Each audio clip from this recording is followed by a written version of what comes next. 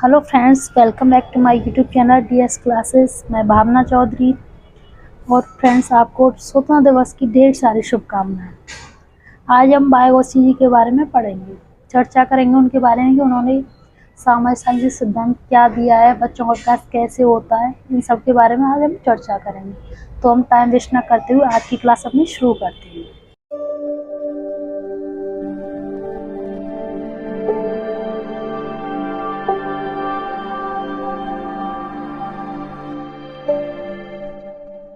तो फ्रेंड्स, सबसे पहले हम बात करेंगे बायोगोसी ने कुछ विचार दिए थे, उनके बारे में बात करते हैं।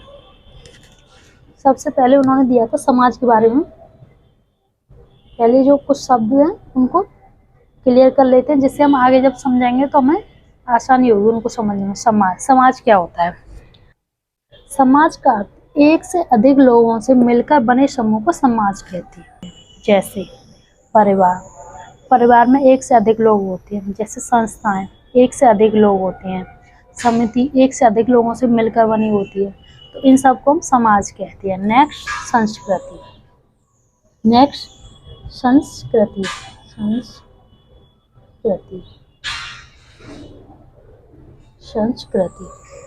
संस्कृति क्या होता है?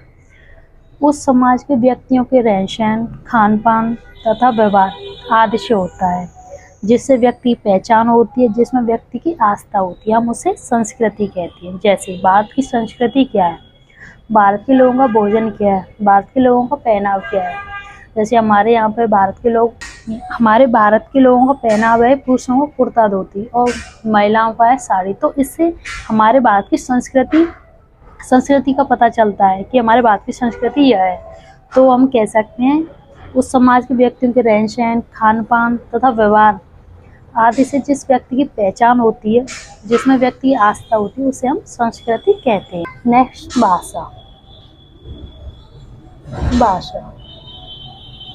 भाषा क्या होता है? अपने मन के भाव, विचार आदि किसी दूसरे व्यक्ति से व्यक्त करने की जो वाणी होती है। जैसे हम अपने भाव किसी दूसरे को बताते हैं, किसी दूसरे के भाव हम समझते हैं, जो वाणी होती है उसे हम भाषा कहते हैं। दोबारा से रिपीट कर देती हूँ मैं।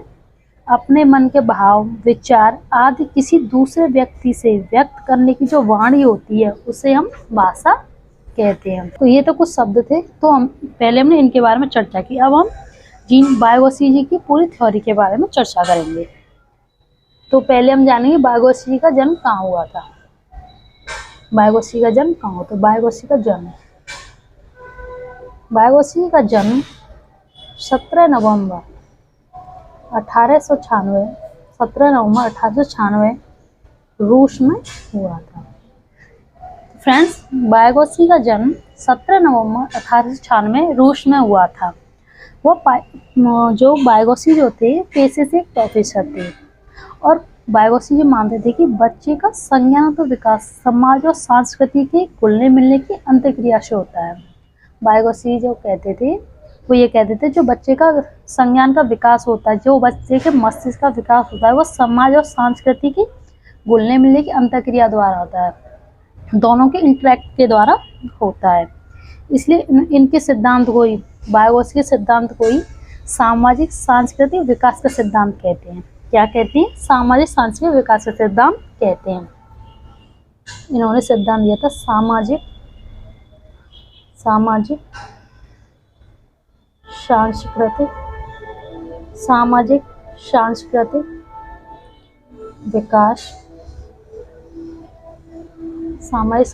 विकास का सिद्धांत।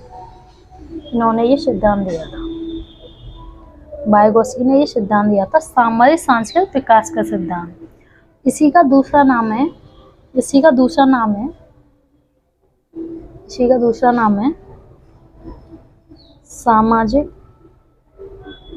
सामाजिक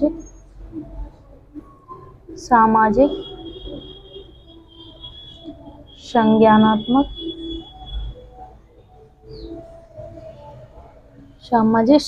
विकास का सिद्धांत।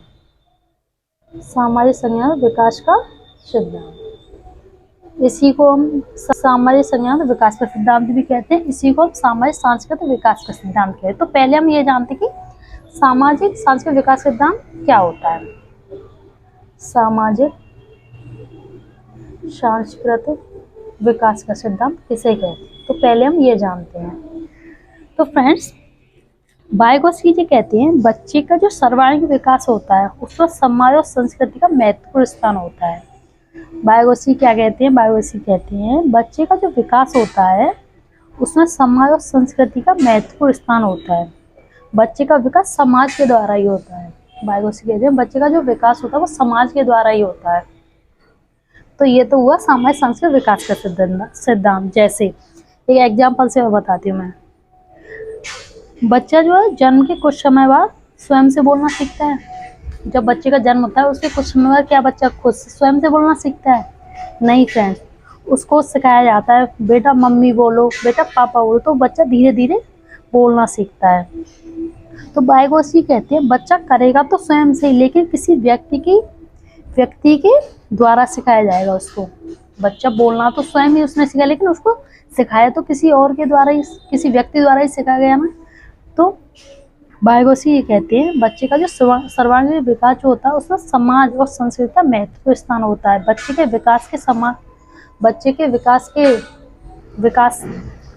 विकास समाज के द्वारा ही होता है। बच्चे का जो विकास होता है वो समाज के द्वारा ही होता है। तो ये वाइगोत्स्की कहते हैं। नेक्स्ट उन्होंने कहा इसी को सामाजिक संज्ञानात्मक विकास का सिद्धांत भी कहा। तो सामाजिक संज्ञानात्मक विकास का सिद्धांत ये क्या होता है?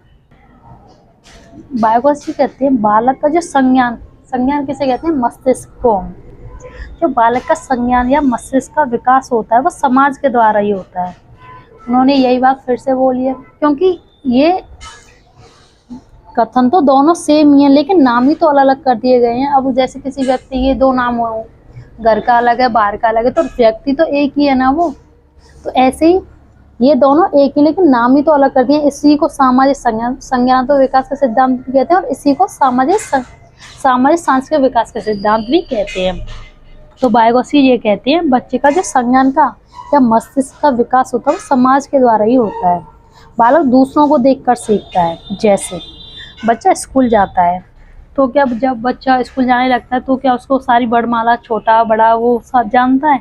नहीं, उसको किसी सब्जेक्ट की नॉलेज भी नहीं होती है। तो उसको धीरे धीरे मैडम बताते हैं या सर बताते हैं, तब वो बच्चा जो सीखता है। यही तो वाइगोत्स्की कह रहे हैं जो बालक दूसरों को देखकर सीखता है या उसको दूसरों के द्वारा सिखाया जाता है। तो बच्चा जो धीरे धीरे फिर वर्णमाला सीख लेता है, फिर वो ABCD भी सीख लेता है, तो सब कुछ वो सीख ले। तो वाइगोत्स्की ये कहते हैं बालक का संज्ञान या मस्तिष्क का विकास समाज के द्वारा होता है या बालक दूसरों को देखकर सीखता है। ये वाइगोत्स्की जी कहते हैं। Next point. अब फ्रेंड्स, अगर मैं इस सामाजिक को छुपा लूँ तो बनेगा ये संज्ञानात्मक विकास का सिद्धांत ही। तो इसका मतलब ये जीन प्याजे जी भी संज्ञानात्मक विकास का सिद्धांत दिया है और वाइगोत्स्की जी ने भी संज्ञानात्मक विकास का सिद्धांत दिया। नहीं फ्रेंड्स, उन्होंने सामाजिक संज्ञानात्मक विकास का सिद्धांत दिया है। आप कंफ्यूज मत होना। सामाजिक संज्ञानात्मक विकास का सिद्धांत अगर क्वेश्चन में पूछे तो वाइगोत्स्की जी ने दिया है। यदि वो पूछे संज्ञानात्मक विकास का सिद्धांत किसने दिया है तो जीन प्याजे जी ने। मैं अभी डिफरेंस बताऊंगी, समझना डिफरेंस।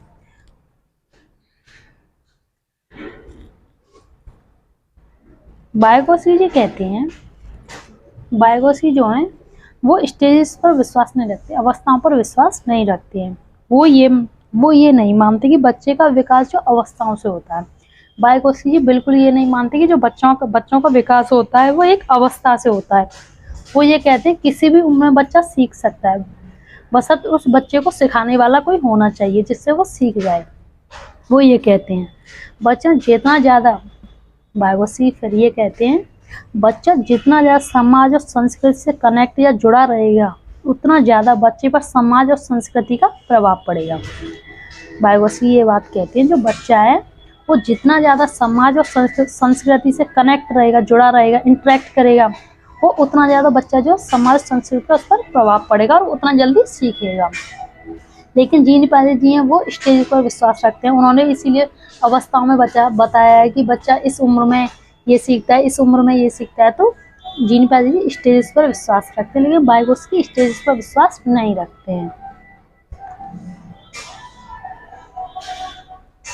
वाइगोत्स्की कहते हैं ऐसा नहीं है कि बच्चा किसी एक उम्र में ही सीखे। वाइगोत्स्की क्या कहते हैं, ऐसा नहीं है कि बच्चा किसी एक उम्र में ही सीखे, बल्कि समाज और संस्कृति की अंतःक्रिया से सीखेगा। बच्चा जो समाज और संस्कृति इंटरेक्ट करेगा वो सीखेगा बच्चा, क्योंकि बच्चे पर समाज और संस्कृति का बहुत प्रभाव पड़ेगा।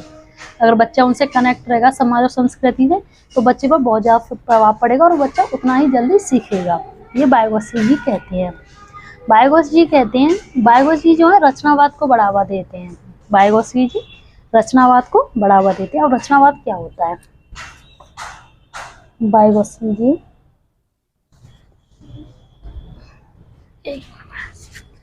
वाइगोत्स्की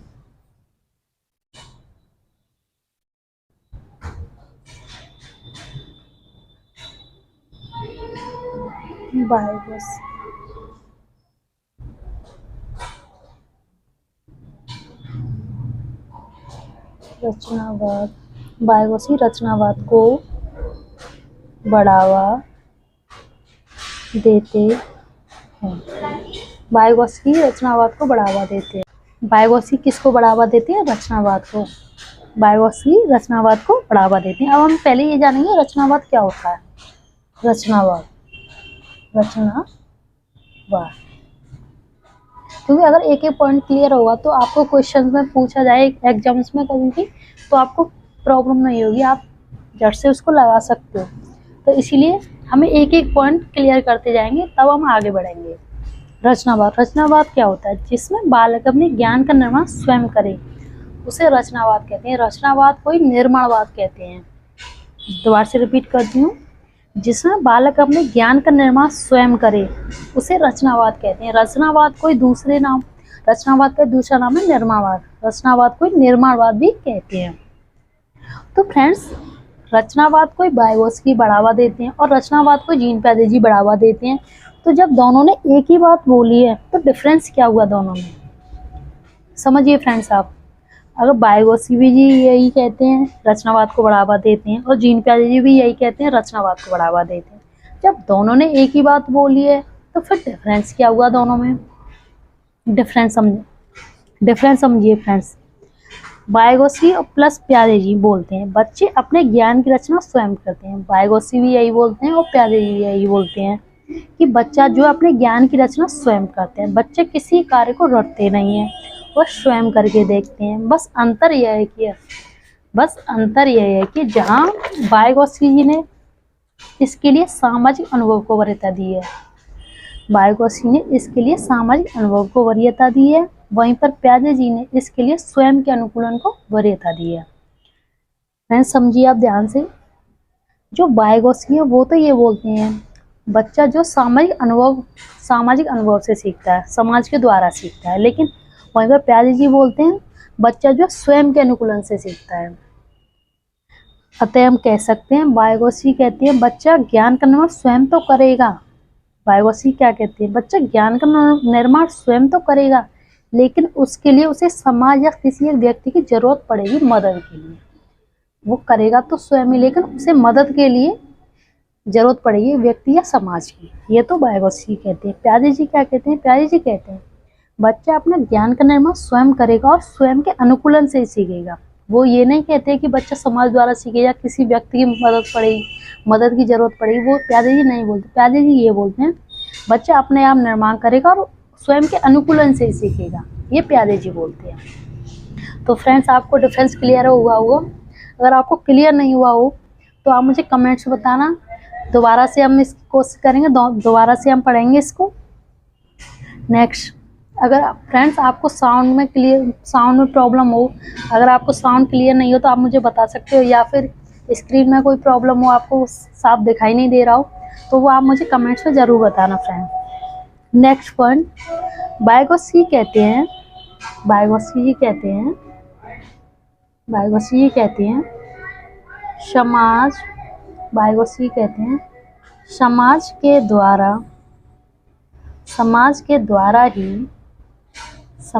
द्वारा ही भाषा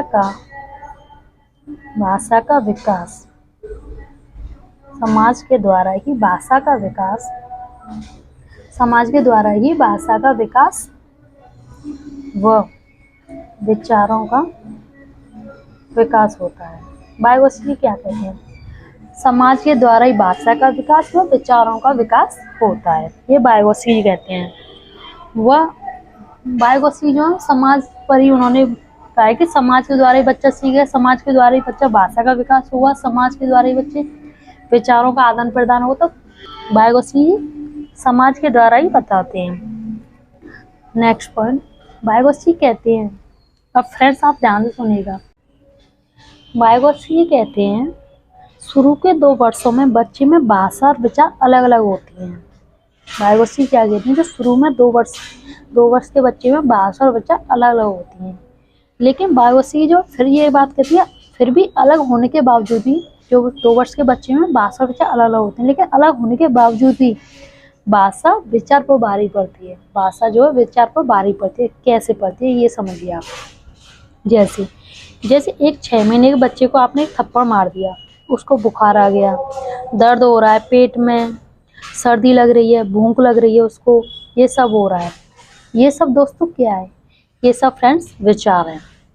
लेकिन दोस्तों वो कभी नहीं बता पाएगा, केवल इसलिए नहीं बता पाएगा वो फ्रेंड्स क्योंकि बच्चे में शाब्दिक भाषा का विकास नहीं हुआ है, इसलिए तो नहीं बता पाएगा। अगर बोलना जानता तो वो बता देगा, लेकिन उसमें भाषा का विकास नहीं हुआ है।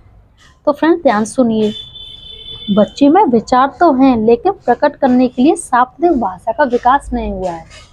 बच्चे में जो अंदर विचार तो हैं, जैसे उसको भूख लग रही है, बुखार हो रहा है, वो सब विचार तो हैं, लेकिन वो व्यक्त नहीं कर पा रहा है, किसी के सामने बता नहीं पा रहा है कि मुझे किसी ने थप्पड़ मारा है। लेकिन फ्रेंड्स इसके अलावा एक भाषा और है, इसके अलावा एक अलग भाषा और है, वो है सिर्फ रोना। अब फ्रेंड्स बच्चा जो चिल्लाता है, जोर जोर से चिल्लाता है, रोता है, गला फाड़ फाड़ के चिल्ला रहा है बच्चा, तो अब हम जब बच्चा रोता है तो हम ये तो जान लेते हैं कि बच्चे के साथ कुछ ना कुछ तो गलत हुआ है, वो इसलिए तेज तेज रो रहा है। लेकिन हम ये नहीं समझ पाते कि बच्चे के साथ हुआ क्या है, क्योंकि बच्चे के पास ना तो साफ विचार है और ना साफ शाब्दिक भाषा है, क्योंकि बच्चा बोलना अभी सीखा नहीं है, तो बच्चा जो विचार अपने प्रकट नहीं कर पाता है। अब आप जरा सोचिए फ्रेंड्स, 2 वर्ष बाद क्या होगा? 2 वर्ष बाद बच्चा जो है 2 वर्ष बाद, अब आप जिस बंदे ने पहले उसको थप्पड़ मारा था, अब वो फिर से उसमें थप्पड़ मारे, बच्चे में थप्पड़ मार दे, तो जरा सोचिए फ्रेंड्स, विचार कल भी था, विचार आज भी है, बस फर्क इतना है आज बताने के लिए उसके पास शाब्दिक भाषा है। 2 साल बाद पहले जब उस बंदे ने उसमें थप्पड़ मारा था तब बच्चा रो ही रहा था, अब 2 साल बाद फिर उसमें वही बंदा उसमें थप्पड़ मार दे 2 साल बाद, तो क्या हुआ? विचार तो उस दिन भी थे उसके पास, 2 साल पहले भी थे और 2 साल बाद भी है उसके पास, लेकिन आज जो उसके पास शाब्दिक भाषा है। तो फ्रेंड्स हमने क्या देखा? विचार कल भी था, विचार आज भी है, पर फ्रेंड्स भाषा के अभाव में प्रकटीकरण नहीं हो पाया पहले, क्योंकि उसके पास भाषा नहीं थी। तो हम फ्रेंड्स कह सकते हैं कि भाषा वह सड़क है जिससे निकलती है विचार की सवारी। फ्रेंड्स ध्यान से सुनिए, भाषा वह सड़क है जिससे निकलती है विचार की सवारी। सड़क होगी तभी तो निकलेगी सवारी। फ्रेंड्स अगर सड़क होगी तभी तो उससे गाड़ी निकलेगी ना, सवारी तभी तो निकल पाएगी। तो फ्रेंड्स हम कह सकते हैं भाषा होगी तभी विचार व्यक्त कर पाएंगे। जब बच्चे में भाषा होगी तभी तो वो अपने विचार व्यक्त कर पाएगा। तो फ्रेंड्स बायोसी कहते हैं भाषा पहले विचार बाद में होते हैं।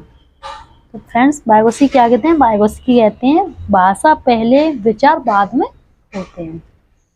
पहले बच्चे में भाषा आती है, फिर बच्चे में विचार आते हैं। तो बायोसी ये कहते हैं। नेक्स्ट बायोसी कहते हैं बच्चे का खुद से बातें करना। बायोसी क्या कहते हैं? बच्चे का खुद से बातें करना। एक फ्रेंड्स इसको नोट कर लीजिए आप। बायोसी कहते हैं बायोसी जी कहते हैं भाषा पहले, भाषा पहले विचार बाद में। क्या पहले? भाषा पहले विचार बाद में। आई होप आपको क्लियर हुआ होगा। आप नोट कर लीजिए इनको, क्योंकि ये इम्पोर्टेंट कथन है। ये जो बायोसी ने कहे हैं ये इम्पोर्टेंट है, ये क्वेश्चंस में अधिकतर पूछे जाते हैं। बायोसी के द्वारा भाषा पहले विचार बाद में, और जीन पियाजे के द्वारा विचार पहले और भाषा बाद में। आप ये डिफरेंस ध्यान रखना फ्रेंड्स। तो बायोसी कहते हैं भाषा पहले और विचार बाद में। बायोसी, अब नेक्स्ट बायोसी क्या कहते हैं? बायोसी कहते हैं बच्चे का खुद से बातें करना, अपने कार्य को मार्गदर्शन देना होता है। बायोसी क्या कहते हैं? बायोसी कहते हैं बच्चे का खुद से बातें करना, अपने कार्य को मार्गदर्शन देना होता है। जैसे आपने देखा होगा छोटे बच्चों को वो खुद से बातें करते थे, बड़बड़ाते रहते हैं। कोई जैसे किसी खिलौने से खेल रहे हैं तो खुद से ही बातें करते रहेंगे, ये मैं इसको ऐसे जोड़ लूँ, मैं ऐसे कर लूँ, तो वो खुद से ही बातें करते हैं। तो बायोसी इस वार्ता को जो बायोसी जो ये कहते हैं, आप इसको नोट कीजिए। बच्चे का स्वयं से या खुद से बातें करना, बच्चे का खुद से बातें करना, अपने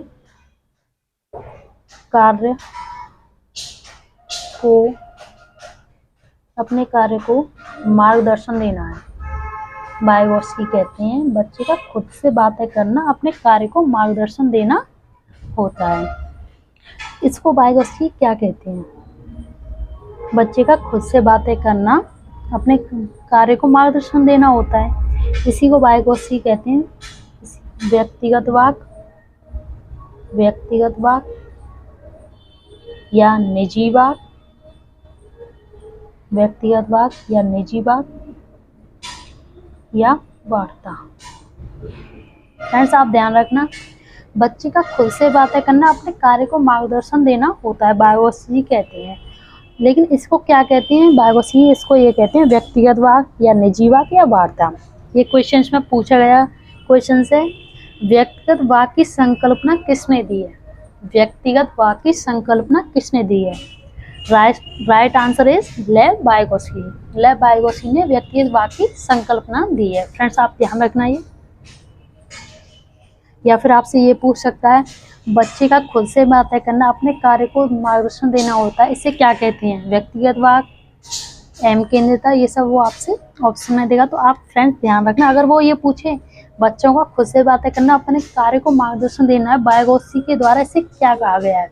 व्यक्तिगत वाक या एम केंद्रिता वाक? तो फ्रेंड्स आप ध्यान रखना, बायोसी के द्वारा व्यक्तिगत वाक कहा गया है इसको। नेक्स्ट बायोसी कहते हैं, नेक्स्ट पॉइंट, बायोसी कहते हैं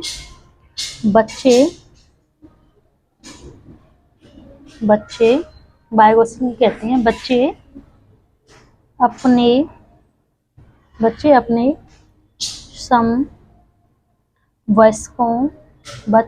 समवयस्कों के साथ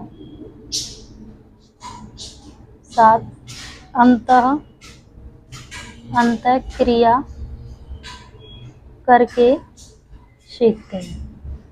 बच्चे अपने समवयस्कों के साथ अंतःक्रिया करके सीखते हैं। बायोसी कहते हैं बच्चे अपने समवयस्कों के साथ अंतःक्रिया करके सीखते हैं। मोस्ट इम्पोर्टेंट लाइन है फ्रेंड्स, आप ध्यान रखना, नोट कर लेना इनको। मोस्ट इम्पोर्टेंट लाइन है ये। कैसे? एग्जाम्पल दे के समझिए। जैसे आपने देखा कि जैसे किसी बच्चे के पापा जो है ब्रश कर रहे हैं, तो बच्चा सीधा अपना ब्रश निकालेगा, ब्रश करने लग जाएगा। वो ये नहीं देखा कि पापा ने जो टूथपेस्ट भी लिया है इस पर, और वो टूथपेस्ट लगा के तब ब्रश कर रहे हैं। बस उसने ये देखा है पापा वो ब्रश करें तो वो ब्रश लाएगा, टूथपेस्ट नहीं लगाएगा उस पर, वो सीधा ब्रश करने लग जाएगा। तो बच्चा जो है, इसीलिए कहते हैं बच्चे अपने समवयस्कों के साथ अंतःक्रिया करके सीखते हैं। नेक्स्ट बायोसी की प्रमुख पुस्तक। बायोसी की प्रमुख पुस्तक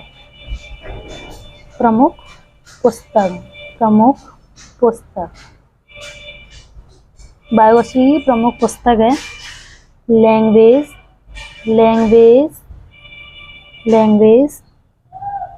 and thought, language and thought.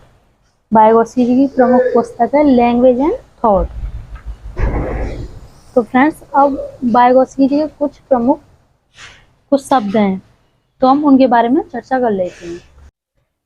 तो फ्रेंड्स, कुछ शब्द हैं वाइगोत्स्की के कुछ शब्द। फर्स्ट है MKO। MKO क्या होता है, पहले इसकी फुल फॉर्म जान लेते हैं। मोर नॉलेजेबल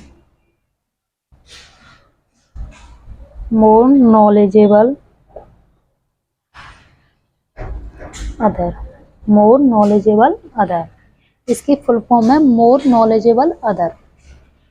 ज्यादा ज्ञानी दूसरा, ज्यादा ज्ञानी दूसरा, ज्यादा ज्ञानी दूसरा, ये तो होगी इसकी फुल फॉर्म। या अब हम इसको जानते हैं इसका अर्थ क्या है। जैसे फ्रेंड्स, जो इसका मतलब मोर नॉलेजेबल अदर, हम कह सकते हैं जो हमसे ज़्यादा जानता हो, जिसके पास हमसे ज़्यादा नॉलेज हो या ज्ञान हो। हम कह सकते हैं जो हमसे ज़्यादा जानता हो, जिसके पास हमसे ज़्यादा नॉलेज हो या ज्ञान हो, तो हम उससे कह सकते हैं MKO। जैसे हम उस व्यक्ति से सीखेंगे जो हमसे ज़्यादा जानता हो, हम उसी से तो सीखेंगे। ऐसा तो है नहीं जो हमसे ज़्यादा जानता ही ना और हम उससे सीखने लग जाएं, गलत थोड़ी सीखेंगे उससे। तो फ्रेंड्स, MKO कौन होते हैं, देखो समझिए आप। हम उस व्यक्ति से सीखेंगे जो हमसे ज़्यादा जानता हो। जैसे माता पिता, हाँ, हमें पता होती है कि हमारे मम्मी पापा हमसे ज़्यादा जानते हैं, तो हम उनसे सीखते हैं, वो हमें सिखाते भी हैं। हम अपने मैडम या सर से सीखते हैं, क्योंकि हमें पता है वो हमसे ज़्यादा जानते हैं, वो हमें अच्छा सिखाएंगे और हमसे ज़्यादा जानते हैं, क्योंकि उनके पास हमसे ज़्यादा ज्ञान होता है। या फिर हम कह सकते हैं हमारी क्लास से कोई इंटेलिजेंट बच्चा हो तो हम उससे भी सीखेंगे। बस MKO का मतलब यही है, सीधा सीधा अर्थ है कि जो हमसे ज़्यादा जानता हो, हमसे ज़्यादा जिसके पास ज्ञान हो, जो हमसे ज़्यादा नॉलेज रखता हो। वो छोटा भी हो सकता है या बड़ा भी हो सकता है, ऐसा नहीं है कि बड़ा ही हो, छोटा भी हो सकता है। अगर छोटे के पास नॉलेज है तो हम उससे सीख सकते हैं। इसका अर्थ यही है कि जो हमसे ज़्यादा जानता हो, जिसके पास हमसे ज़्यादा ज्ञान हो, हम उससे सीख सकते हैं। MKO का मतलब यही है, अर्थ यही है। नेक्स्ट है JPD। ZPD। ZPD की फुल फॉर्म क्या है, zone of proximal development. Zone of proximal development, इसको हम हिंदी में कहते हैं संभावित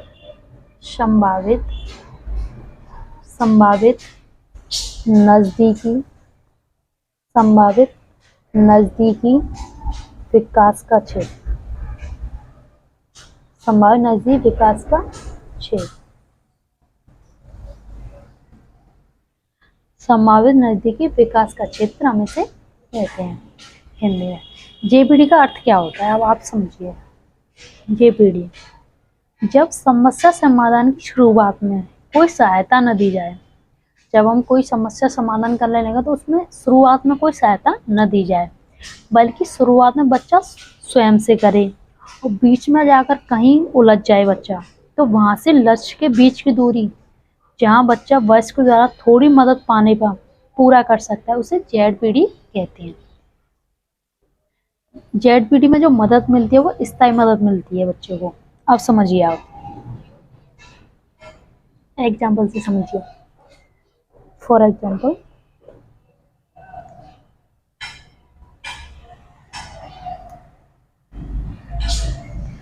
एक बच्चा जो है हाथी के खिलौने से खेल रहा है। अब वो उस हाथी के जो ये 4 पैर हैं, इनको जोड़ रहा है बच्चा जो है। अब बच्चा पहले पैर को जोड़ने लगता है, फिर दूसरे पैर को जोड़ता है, फिर तीसरे पैर को जोड़ता है, चौथे पैर पर उसका ध्यान नहीं जाता, वो पैर उल्टा था, उसमें उसको भी जोड़ देता है। बच्चा जो है, बच्चा जोड़ता रहता है, जब चौथे पैर पर आता है तो वो उसको उल्टा ही जोड़ देता है। तो जब वाइगोत्स्की उसको बताते हैं कि ये बेटा, ये पैर जो है उल्टा जोड़ दिया, तुमने इसको सीधा करो, ये ऐसे जोड़ा जाएगा ये। अब बच्चे को समझ में आ गया कि मैंने ये जो पैर था ये उल्टा जोड़ दिया, ये मैंने इसको, ये जोड़ना इसको ऐसा है, उसने ध्यान नहीं दिया, उसने ऐसे ही जोड़ दिया। अब बायोसी ने जब उसको बताया कि बच्चा इसको इस पैर को ऐसे जोड़ना है, तुमने ये पैर उल्टा जोड़ दिया है, तो बच्चे को ये बात समझ नहीं आई, उसने ये पैर सीधा जोड़ दिया। तो फ्रेंड्स शुरुआत में शुरुआत तो बच्चे ने की, लेकिन बीच में वो उलझ गया, उसने ये गलत जोड़ दिया। शुरुआत उसने खुद स्वयं से की, यहाँ पर उसने गलत जोड़ दिया, तो बायोसी ने उसको यहाँ पे बता दिया, यहाँ पे उसको बता दिया बायोसी ने। अब बच्चे को यहाँ पे बीच में हेल्प मिली ना, तो जो बीच में सहायता मिलती है उसे ही ZPD कहते हैं, उसे ZPD कहते हैं। और ये मदद जो कैसी होती है, स्थायी मदद होती है। अब बायोसी ने उसको यहाँ पे बताई थी कि ये पैर जो तुमने गलत जोड़ा, अब कभी जब नेक्स्ट टाइम बच्चा जोड़ेगा उसके पैरों को, तो क्या वो फिर से उसको गलत जोड़ेगा, उल्टा ही जोड़ देगा क्या वो ऐसे करके, जबकि उसने ये 3 पैर ऐसे जोड़े हैं, तो क्या इसको नहीं फ्रेंड्स, अगर वो जब नेक्स्ट टाइम उनको जोड़ेगा तो उसको ध्यान रहेगी कि बायोसी ने मुझे ऐसे बताया, तो मुझे ये ऐसे ही जोड़ना है। तो ये मदद जो स्थायी होती है। तो दोबारा से अब मैं रिपीट करती हूँ, आप इसको नोट कर लेना। जब समस्या समाधान की शुरुआत में कोई सहायता न दी जाए, बल्कि शुरुआत में बच्चा स्वयं से करे और बीच में जाकर कहीं उलझ जाए, तो वहाँ से लक्ष्य के बीच की दूरी, जहाँ बच्चा वयस्क द्वारा, किसी बड़े के द्वारा उसको मदद मिली, यहाँ पे वयस्क के द्वारा थोड़ी मदद पाने पर उसने फिर ये पूरा कर लिया, पूरा कर सकता है, उसे ZPD कहते हैं, पूरा कर लेता है। जब समस्या समाधान की शुरुआत में कोई सहायता न दी जाए, बल्कि शुरुआत में बच्चा स्वयं से करे और बीच में जाकर उलझ जाए, तो वहाँ से लक्ष्य की दूरी, वहाँ से लक्ष्य के बीच की दूरी, जहाँ बच्चा वयस्क द्वारा थोड़ी मदद पाने पर अपना पूरा कर लेता है कार्य को, उसे ZPD कहते हैं। इसमें मदद स्थायी होती है। कैसी होती है इसमें मदद? स्थायी मदद होती है। इसमें मदद स्थायी मदद होती है। इसमें मदद कैसी होती है? स्थायी मदद होती है। नेक्स्ट है स्कैफोल्डिंग। क्या है? स्कैफोल्डिंग।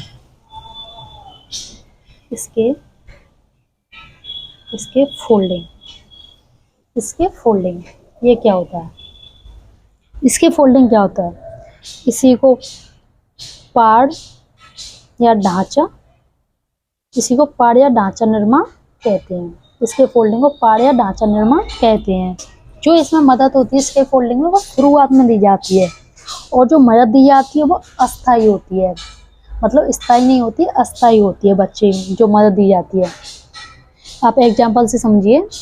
जैसे आप एक छोटा बच्चा है, आप उसको चलना सिखा रहे हैं, तो आपने उसको उंगली पकड़ के चलना सिखाया, तो जब वो बच्चा चलना सीख गया तो आपने उसको उंगली छोड़ दी। ऐसा थोड़ी हुआ कि आपने लाइफ टाइम के लिए उसकी उंगली पकड़ ली, वो लाइफ टाइम के लिए आप उसको चलना सिखाते रहे।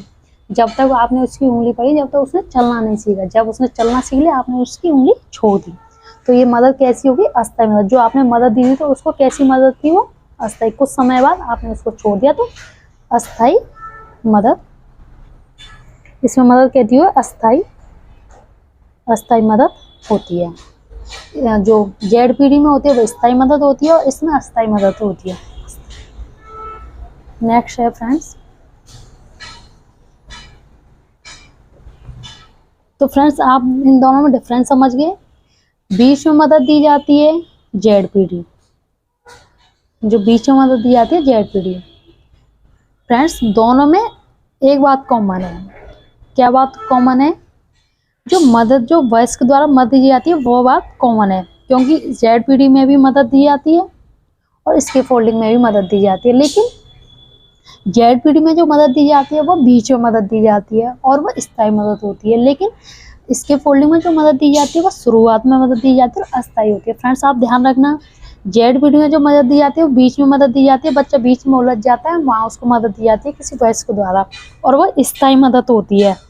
और जो स्कैफोल्डिंग में मदद दी जाती है वो शुरुआत में दी जाती है और वो अस्थायी मदद होती है। तो फ्रेंड्स आई होप आपका क्लियर हुआ होगा। अगर फ्रेंड्स आपका क्लियर कोई भी पॉइंट आपका रह रहा है तो आप मुझे कमेंट्स में बताना। तो फ्रेंड्स आपके सारे पॉइंट्स क्लियर हुए होंगे। आई होप, मैं समझूंगी आपके सारे पॉइंट्स ये क्लियर हुए होंगे। अगर फ्रेंड्स आपने अभी तक मेरी वीडियो को शेयर नहीं किया तो मेरी वीडियो को शेयर करें, लाइक करें और मेरे चैनल को सब्सक्राइब करें। Thank you friend.